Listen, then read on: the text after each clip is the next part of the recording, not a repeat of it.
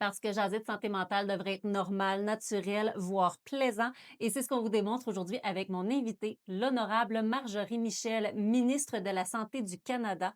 On vous parle aujourd'hui un peu de son parcours personnel, comment il en est venu à son poste de ministre de la Santé, ses priorités, ses constats à partir du moment où il est devenu en poste et les projets qui sont en cours pour soutenir la santé mentale de la population canadienne.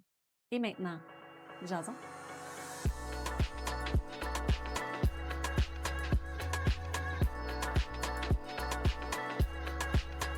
Le podcast Jason Santé Mentale souhaite remercier son partenaire, l'agence 514, pour la gestion de ses médias sociaux. Bonjour, bienvenue à Jason Santé Mentale. Aujourd'hui, j'ai un énorme privilège de recevoir une invitée de marque, ma deuxième invitée politique, l'honorable Marjorie Michel, ministre fédérale de la Santé. Bonjour. Et soit dit en passant, avant de commencer, la ministre m'a donné l'autorisation express de l'appeler par son prénom. Donc, ne soyez pas surpris pendant l'entrevue. Donc, bonjour Marjorie, comment allez-vous? Ça va bien, merci. Et vous-même, Valérie? Ah, moi, je dis toujours que les journées d'enregistrement, c'est mes meilleures journées, vraiment. Je suis choyée d'avoir cette émission, puis d'avoir des invités de qualité comme vous qui participent. Et moi, pour commencer l'entrevue, j'aime toujours poser la même question. Donc, ce serait quoi, selon vous, votre définition de la santé mentale? La santé mentale, pour moi, c'est cette c'est ce bien-être psychologique Mhm, qui permet à un individu, je vous dirais, de pouvoir faire face aux difficultés de la vie et en même temps à se réaliser. C'est une capacité, je vous dirais, ça va aussi avec la capacité d'adaptation. mhm. C'est ça pour moi la santé mentale. Pour moi, c'est aussi important que la santé physique, si pas plus. Absolument, Parce que absolument. souvent parce que souvent on dit, les gens qui traversent, par exemple, des maladies graves, physiques, leur mental, Mhm. leur capacité de mentale les aide à passer à travers. Donc c'est pour vous dire comment est-ce que la santé mentale, le bien-être mental est important dans la santé en général. Oui, puis j'aime votre définition en particulier parce que, elle va pas juste de dire, ben, c'est l'important de se sentir bien, de se sentir à l'aise, mais c'est aussi de sentir qu'on a les outils pour faire face aux défis parce que ça fait partie de la vie. C'est sentir qu'on a les ressources pour passer au travers et quand vous parlez que la santé mentale est liée directement avec nos capacités d'adaptation, en tant que psychoéducatrice où c'est notre champ de pratique, c'est très, très doux à mes oreilles comme définition, Marjorie, là. Parce que vous savez, la réalité est c'est que chaque moment de la vie, c'est une nouvelle expérience. Mmh. Il y en a qui sont extraordinairement belles, mais comme je dis souvent à mes enfants, vous savez, dans la vie, vous allez frapper des murs. Je n'y pourrai rien, je ne pourrai jamais vous protéger de Mmh. ne pas frapper des murs. Par contre, ce que je voudrais, c'est que quand vous frappiez le mur, vous allez tomber, mais que vous allez pouvoir vous remettre sur vos pieds et rebondir. Et pour moi, c'est ça, c'est la vie et c'est ça la force de la santé mentale. Donc, Oui. c'est ce que je dirais aussi de la santé mentale, c'est que c'est en mouvement. C'est-à-dire, Mmh. c'est la recherche du bien-être, mais à chaque étape de la vie, l'individu va renforcer ou pas renforcer, d'où les problèmes, Oui. sa capacité de développer une santé mentale plus solide en fonction de ce qu'il est. Oui, Parce qu'il y a toujours ça dedans. Qu'est-ce que tu es toi? Et c'est ça le bonheur, je dis toujours aux plus jeunes, le bonheur de vieillir, c'est que plus tu vieillis, plus tu sais qui tu es. Et à ce moment-là, ça te donne une assurance pour faire face au à la vie, mais avec tes propres outils que tu te bâtis toi-même, en fonction absolument, de ce que tu es. absolument. Là, je comprends quand votre équipe me dit que j'étais pour apprécier l'entrevue parce que vous avez un solide bagage d'expérience en intervention psychosociale. Vous avez des études, hein, d'ailleurs. Est-ce que c'est en travail social, si je me trompe ou? Non, j'ai des études en non, j'ai jamais fait de counseling, moi. J'ai fait des études en psychologie et puis ensuite j'ai fait une spécialité en psychologie des organisations et du travail, Oh! mais j'ai énormément travaillé avec les groupes. Ah, ouais. J'ai, je pense que, vous savez, je dis toujours, on ne fait pas des souvent quand on est jeune, on ne sait pas vers quoi s'en aller, parce qu'il y a Mhm. tellement d'avenues et moi, c'est vrai, quand je suis rentrée en psycho, je suis rentrée en psycho en me disant: «Bon, OK, je vais y aller comme ça», mais finalement, je crois que ça m'a donné justement les outils que j'avais besoin pour grandir et pour passer à travers la vie aussi et pour aussi comprendre mieux l'environnement autour de moi et de me dire comment est-ce que moi, comme personne, je peux peut-être avoir un petit impact. Vous savez, comme je dis souvent, quand j'étais jeune, je voulais changer le monde. Mhm. Et parce que pour moi, quand tu es jeune, c'est ce moment-là que tu peux changer le monde. Et en vieillissant, tu te rends compte que, oh là là là, c'est plus compliqué. Mais c'est pas grave, on peut toujours changer les choses et ça va peut-être finir par être une personne, mais c'est correct, ou 3 personnes, Mhm. c'est très bien aussi. Comment est-ce qu'on peut apporter quelque chose, heu, à quelqu'un et dans la société pour qu'on puisse mieux vivre, en fait? Mmh. Et dites-moi une chose, comment est-ce on passe d'études en psychologie et intervention de groupe à ministre fédéral de la santé pour la rêveuse en vous qui souhaite changer le monde? Je trouve que c'est quand même un pas dans la bonne direction, ça donne une certaine, opportunité. Alors ça, je vais vous dire honnêtement, j'ai toujours été impliquée, tout Mmh. le temps, déjà jeune. Vous savez, je suis d'origine haïtienne. Déjà en Haïti, quand j'étais jeune, j'étais toujours impliquée dans un peu du travail social, du travail de groupe, toujours dans cette idée d'apporter quelque chose. J'ai toujours pensé que en tout cas pour moi personnellement Mmh. et des jeunes, ma vie n'a de sens que si je peux faire une petite différence. Mmh. Donc j'ai toujours été impliquée.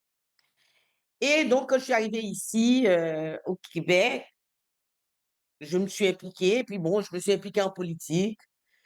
Et puis, vous devez savoir, je donne toujours mon 400% dans tout, parce que je suis une personne très passionnée. euh, et je sais pas, et puis j'ai travaillé en politique. Et puis, il n'était jamais question pour moi de me présenter, pour vous dire franchement. Moi, ça fait 10 ans OK. que je travaillais en politique comme ce qu'on appelle une staffer. OK. Et j'étais toujours derrière les politiciens, j'ai été chef de cabinet, j'ai été chef de cabinet adjointe de monsieur Trudeau, mais bon, je faisais le travail, mais j'avais pas besoin de me présenter mais je disais toujours, chaque fois que les gens me demandaient: «Mais Marjorie, qu'est-ce que tu veux faire?» Et je disais: Mmh. «Peu importe, c'est pas je veux juste servir. Oui. Si là, vous voyez que je peux vous être utile, mettez-moi là, ça me» tu sais, j'ai pas d'état d'âme. À la minute où je peux faire le travail et puis donc c'est comme ça que j'ai fait, en fait, les 10 ans, en politique et puis quand monsieur Trudeau est parti, c'est lui qui est venu me voir, il m'a dit: «Marjorie, tu veux servir, mais cette fois-ci, tu vas servir autrement». Et je lui ai dit: «Mais enfin, c'est quoi?» Et il m'a dit: «Mais tu vas servir, mais tu vas devenir député et tu vas aller dans mon comté». J'ai dit: «Pardon?» Et D'accord, là, OK. j'ai commencé par dire: «Non». J'ai dit: «Non» et puis bon, le nouveau, monsieur Carnet est arrivé, il m'a dit: «Beh, il faut y aller aussi». Bon, alors j'ai dit: «Bon». Alors je dirais, j'ai dit: «Bon, si vous pensez que c'est là que je dois aller, Ils ont OK, cru en je vais y vous. aller». Donc j'ai dit: «Je vais le faire» et j'ai fait ma campagne, je suis devenue députée. J'avais aucunement, mais vraiment zéro attente, même si les gens me disent: «Oh, tu sais, Marjorie, c'était écrit dans le ciel, tu vas être ministre». Moi, personnellement, C'était pas un ob c'était pas comme un rêve ni un objectif. C'est pas pour ça que je m'étais présentée. Je m'étais présentée pour vous donner une voix et pour être là pour les citoyens, pour l'équipe dans des Mmh. moments difficiles. Parce que je savais qu'on était dans des moments difficiles, donc je me suis dit: Oui. «Bon, OK». Puis je suis devenue ministre et puis ministre de la santé. Bon, c'est comme ça, le premier ministre m'a appelé, il m'a dit: «Tu vas avoir un gros portefeuille, Marjorie, tu vas t'occuper de la santé». J'ai dit: «Monsieur le premier ministre, je vais faire de mon mieux». Et depuis le jour où j'ai été nommée, je fais de mon mieux. Heu, c'est ça. Donc, moi, comme moi, je crois que c'est l'engagement Mmh. et comme on parle de santé mentale, je pense que c'est parce que je suis très, très, très sensible à ma propre santé mentale Mmh. et extrêmement sensible à la santé mentale des autres. Oui. Et je vous dirais que chaque personne dans la vie, pour moi, a quelque chose. Vous avez un don. Tu sais, il y a des gens qui sont des artistes extraordinaires, qui savent dessiner. Moi, j'ai juste la chance d'être bien dans mes chaussures, mais c'est une chance Mmh. qui, c'est sûr, par probablement mon enfance, mais j'ai quand même eu une vie quand même assez bouleversée. Je viens d'un pays où rien n'était facile aussi, Mmh. mais ça ça n'a fait que me conforter sur ma chance de pouvoir avancer, d'être bien dans mes chaussures. Tout ce besoin constant chez moi de redonner et d'entourer et peut-être que c'est pour ça que je suis la ministre de la santé. Parce que je me dis chaque fois: «Mais pourquoi je suis arrivée à la santé finalement?» Mais sûrement, tu sais, tu ne sais pas pourquoi tu es là, mais tu as quelque chose à faire et je crois que c'est le côté de prendre soin, Oui.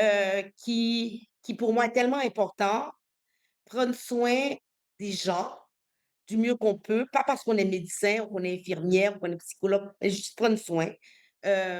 Regarder les gens avec empathie, pas être dans le jugement, heu, permettre aux gens de savoir qu'ils peuvent y arriver, pas leur raconter d'histoires Oui.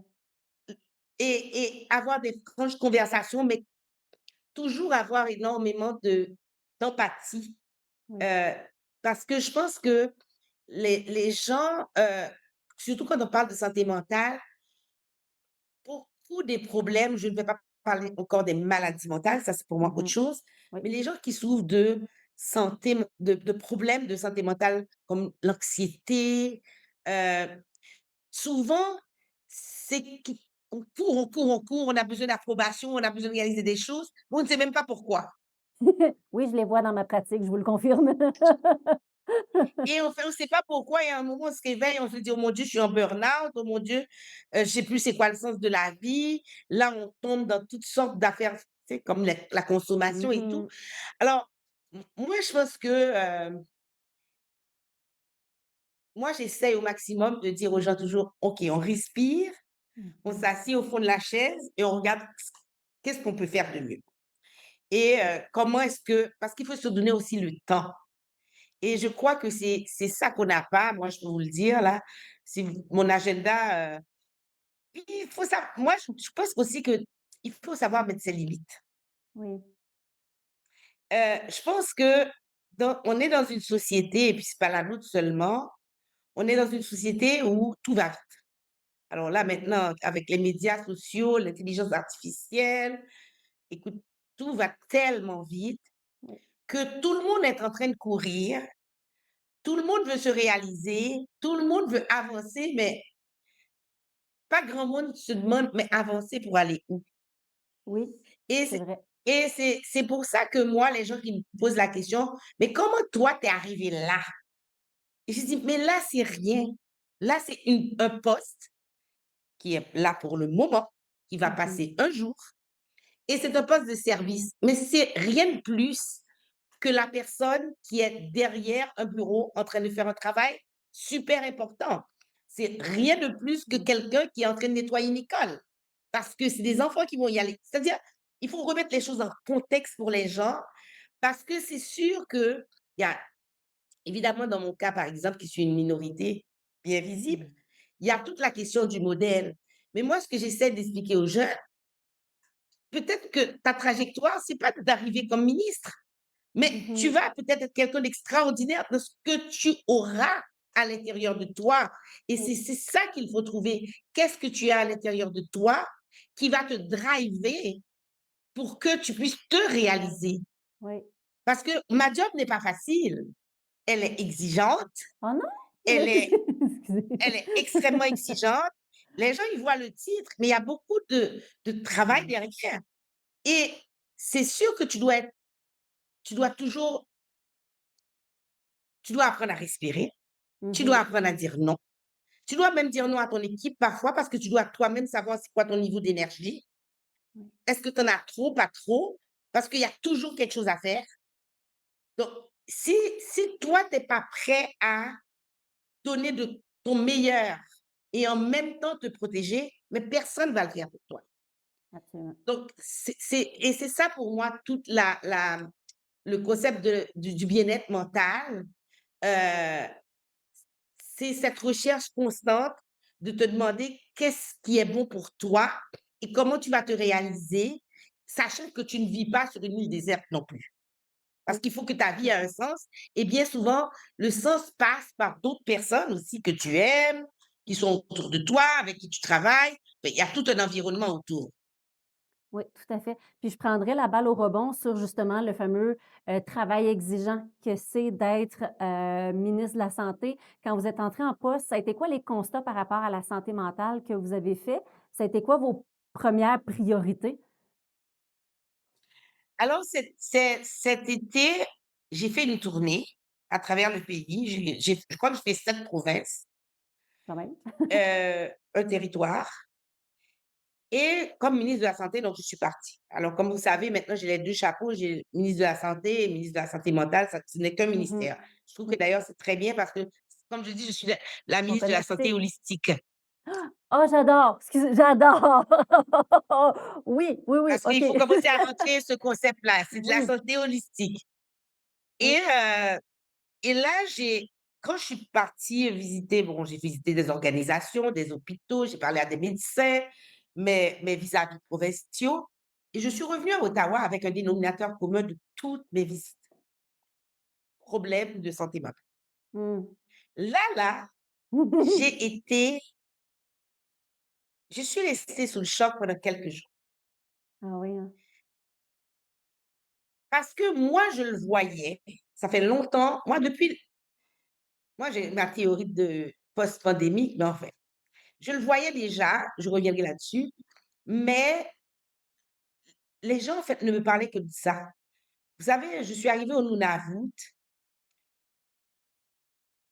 Avant d'y aller, j'ai dit à mon équipe: «Je sais que on a beaucoup de contraintes budgétaires, mais Mmh. ils vont avoir besoin d'équipement. Il va falloir qu'on trouve une façon de leur faire avoir de l'équipement». Mmh.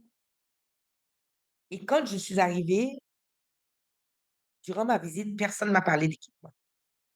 Les gens m'ont dit: «Madame la ministre, est-ce que vous pouvez nous aider à construire plus de chambres à l'hôpital parce qu'on a trop de cas de santé mentale?» Voilà. Donc ça, j'ai trouvé que c'était c'était partout. Mmh. Donc quand je parle des problèmes de santé mentale dont les gens m'ont parlé sur le terrain, qu'est-ce que c'est? Beaucoup touchent la consommation. Beaucoup Oui. touchent la consommation. La surconsommation de cannabis. Je dis bien la surconsommation parce que c'est sûr que nous avons légalisé, mais je crois que les gens pensaient que c'était comme prendre des biscuits. Mmh. Donc, je crois que, et Ouais. particulièrement les jeunes, il y a une surconsommation, ça m'a été beaucoup notifié.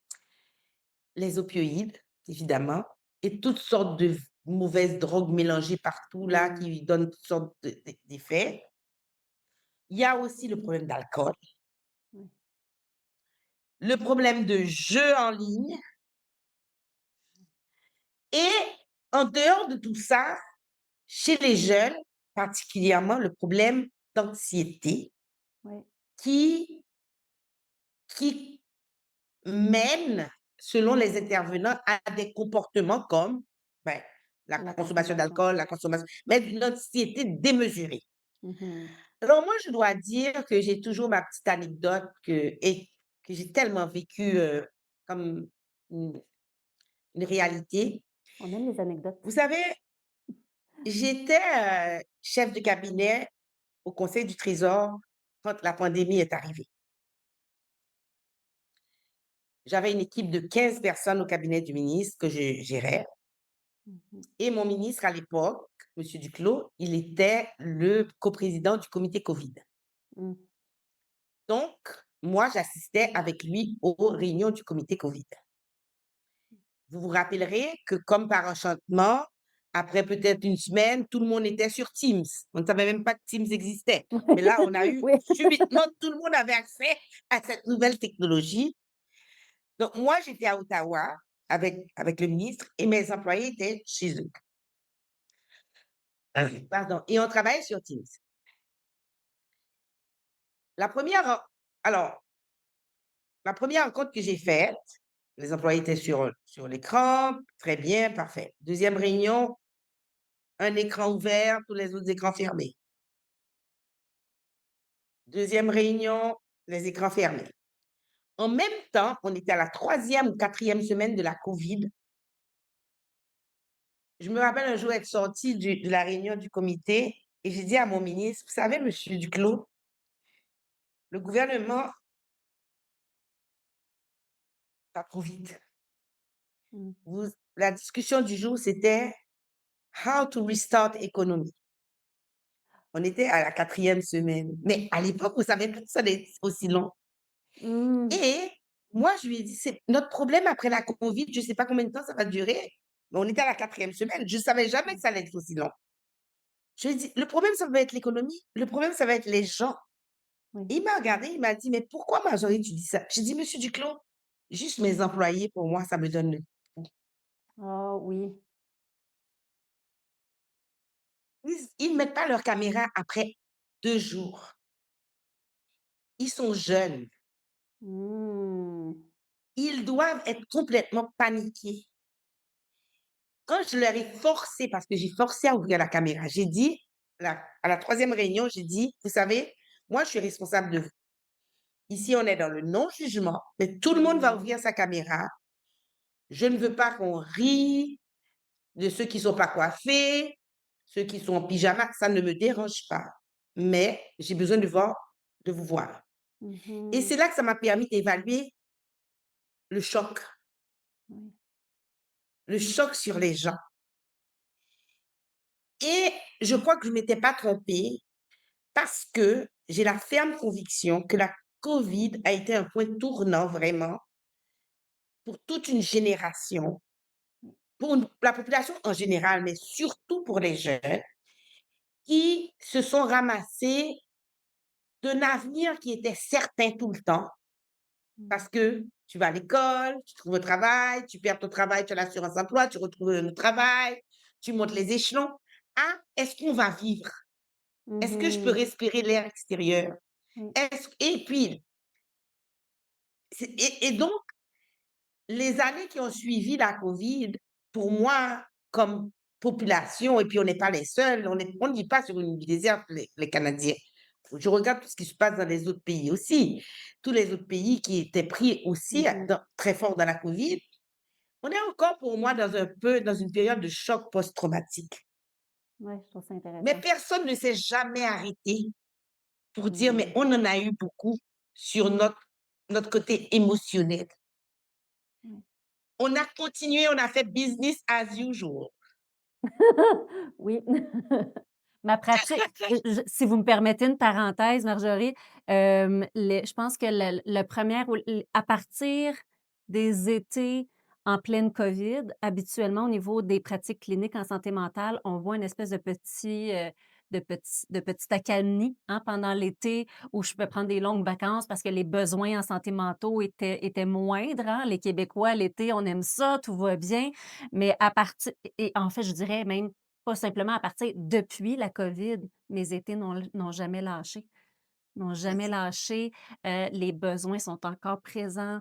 J'ai pas vu de baisse comme j'anticipe à chaque année au niveau des demandes de clientèle, au niveau des demandes de services, heu et même que j'ai observé que depuis la COVID, là, présentement, les demandes urgentes qui rentrent sont beaucoup plus urgentes qu'ils l'étaient. Fait qu'il y a les mêmes cycles, de demandes de clientèle, mais c'est comme si tout avait été exacerbé depuis la COVID.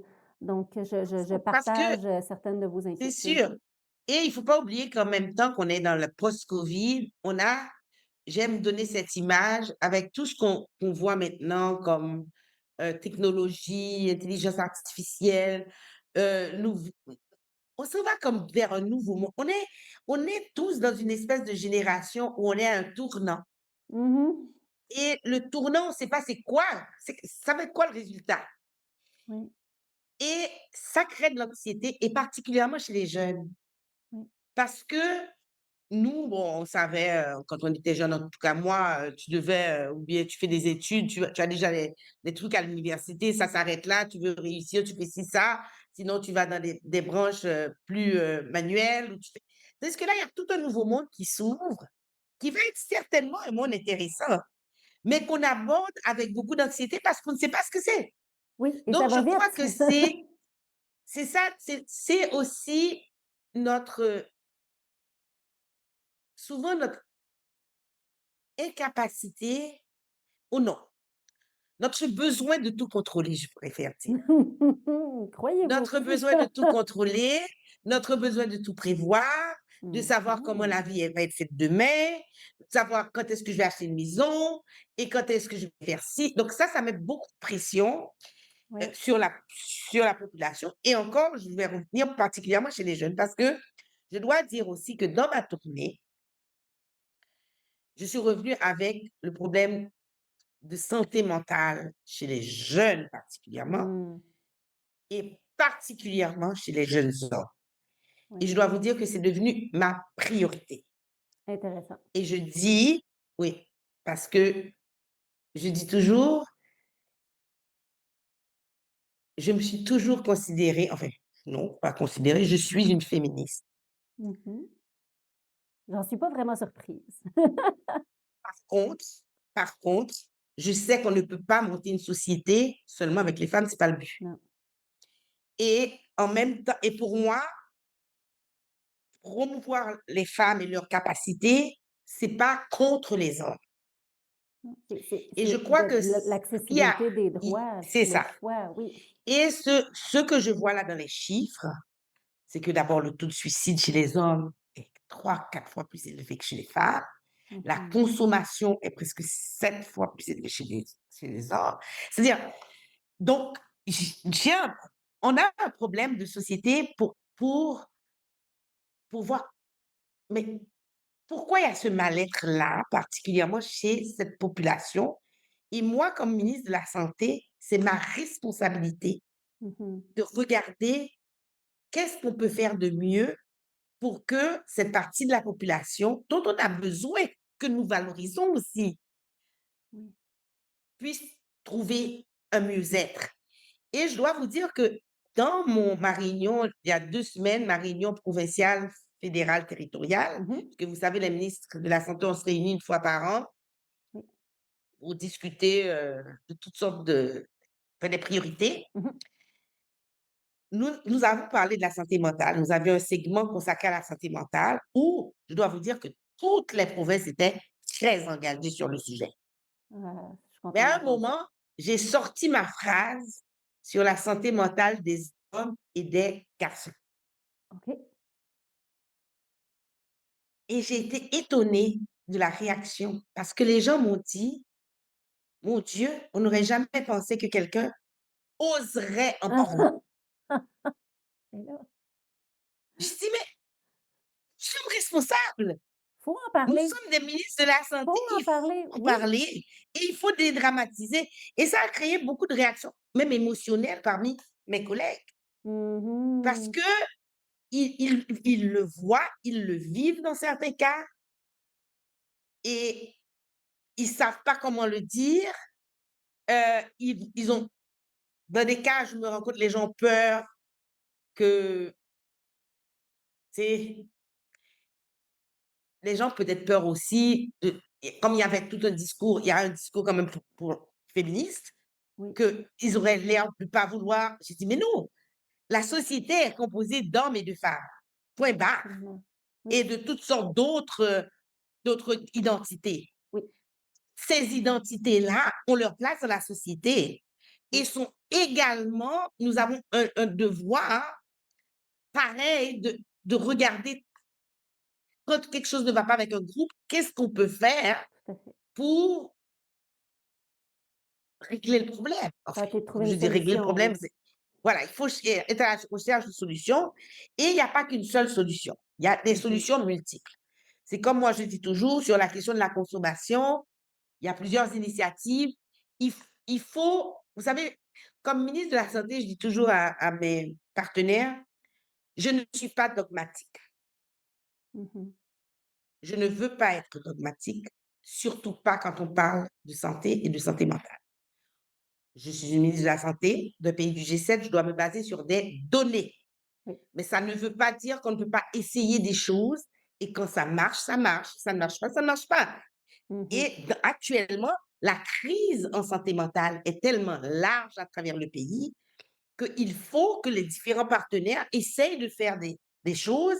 Et là, la bonne nouvelle, c'est que les provinces, elles nous ont demandé au gouvernement fédéral, puisque nous, on a la vue sur tout le pays, de partager avec elles les meilleures initiatives qui donnent des résultats. Donc, de faire comme Intéressant. une espèce de livre pour partager les bonnes pratiques. Donc, on est en train de travailler sur les bonnes pratiques qui se font un peu partout au pays. Comme ça, tout le monde n'a pas besoin de réinventer la roue chaque fois. Oui. C'est sûr qu'il y a les différences régionales, il y a les différences Mmh. culturelles, il y a toutes sortes d'affaires. Mais au départ, déjà, c'est d'en parler. Absolument. Parce que il faut absolument dédramatiser la question de la maladie mentale, des troubles mentaux qui sont liés à toutes sortes d'affaires, parce qu'il faut absolument que ces personnes sachent qu'elles sont des personnes qui font partie de la société. Mmh. C'est sûr, parfois, les enjeux qu'elles vivent sont plus lourds, mais nous avons tous une responsabilité collective Oui. de voir comment on peut, euh, on peut les amener à se développer, comme je dirais, tu sais, dans un meilleur mieux-être. Oui. Oui, oui, absolument, Et c'est absolument. sûr que nous n'avons pas assez de professionnels de la santé à travers le pays, pas assez de psychiatres, pas assez de psychologues, pas assez de travailleurs sociaux, pas assez de ci, pas assez de là. Mais, mais nous avons quand même la chance, je peux dire, que maintenant, pourquoi avec la technologie, les professionnels font de plus en plus de counseling à distance, Oui. ce qui quand même permet d'atteindre plus de monde. Euh, c'est sûr que, par exemple, nous, au niveau du gouvernement fédéral, comme je vous ai dit, pour les jeunes, c'est ma priorité. Les jeunes, c'est ma priorité. Je ne OK. peux pas tout faire, mais les jeunes, là, vraiment, je me dis, si on s'en occupe pas aujourd'hui, comment est-ce qu'ils vont s'épanouir dans 10 ans? C'est Absolument. eux qui vont être dans les postes de commande. Et si ils n'ont pas confiance en eux, en leurs possibilités, s'ils n'arrivent pas à trouver leur voie, Mmh. ben, le Canada, on ne sera pas tellement productif non Oui, plus. dans un cas extrême, effectivement, là. Non, mais c'est sûr. Donc, il faut vraiment s'en occuper. Et nous, au niveau fédéral, on a une initiative qu'on a mise sur pied en 2024. Ce sont les centres intégrés pour les jeunes, ce qu'on Oui. appelle au Québec aire ouverte. Ce sont des genres de... Pour vous savez, à l'époque, on parlait de maisons de jeunes au Oui, Québec. un espace pour se retrouver, socialiser, avoir des Pas intervenants, des seulement choses comme ça. ça. Non, Oui. c'était un service intégré. C'est que oui, OK, pour oui. socialiser, mais avec des services en santé aussi dedans. Donc, avec des Oh! travailleurs OK. sociaux, des infirmières Oui. praticiennes, des médecins, qui sont à leur Une disposition. maison des Mais jeunes de c'est des luxe, là. espaces, c'est ça, c'est des espaces pour les jeunes et aussi dessinés par les jeunes. Donc, en fait, Mmh. on a déjà sept accords avec, avec 7 provinces différentes. Je pense que pour l'instant, on en a 115 déjà d'ouverts OK. à travers le pays. On en a 50 autres qui sont en construction. Je vous dirais que pourquoi ce modèle, on a décidé d'aller avec ce modèle, encore là, parce qu'on se base sur la science. Mmh. On a fait des recherches. Et avec l'Institut de recherche du Canada, il y a eu des chercheurs qui ont fait plein d'études et le modèle qui est sorti pour justement arriver à rejoindre les jeunes, Oui. c'était ce modèle-là. OK. Donc l'idée, c'est d'en ouvrir le plus possible, près près d'eux.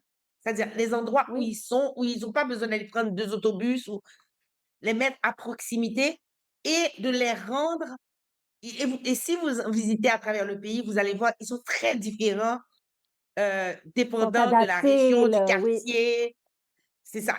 Et c'est par exemple, il y en a dans les communautés autochtones aussi, il y en a, donc c'est très culturellement adapté, si vous voulez. Et quand je dis culturellement, je ne parle pas juste de la culture, mais je parle aussi de la culture l'approche. régionale, Oui, l'approche.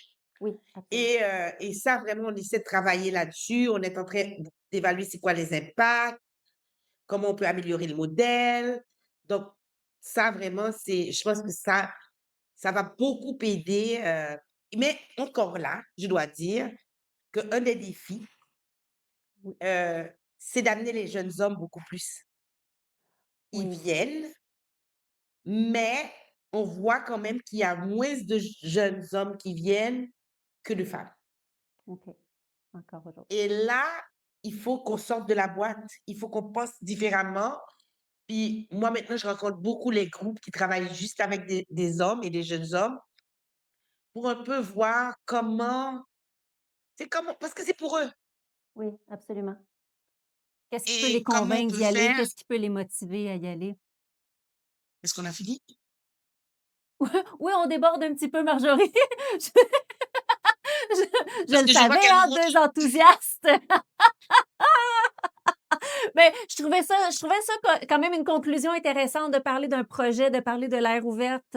Ça se termine quand même sur une note, tu sais, orientée solution justement.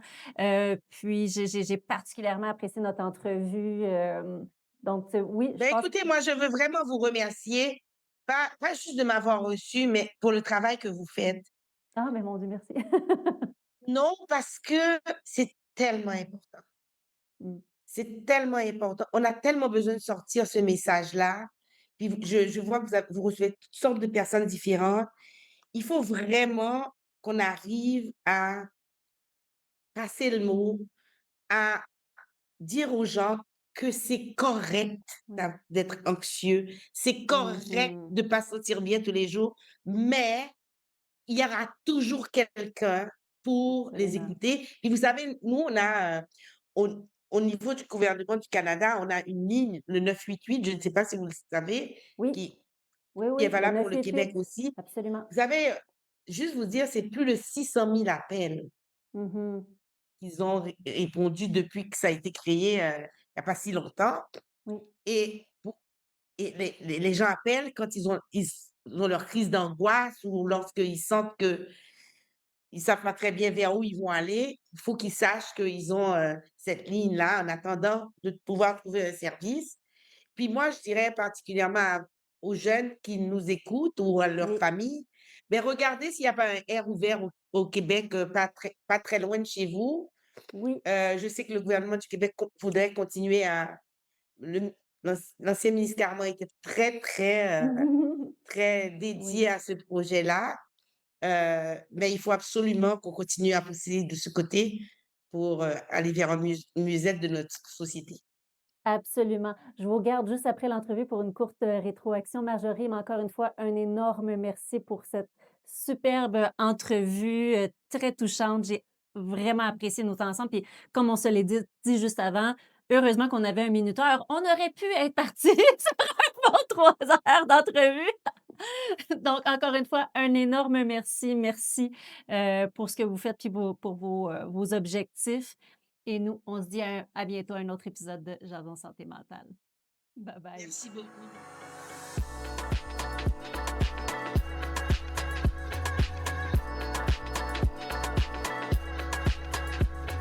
Jason Santé mentale, un fier ambassadeur du mouvement Santé mentale Québec.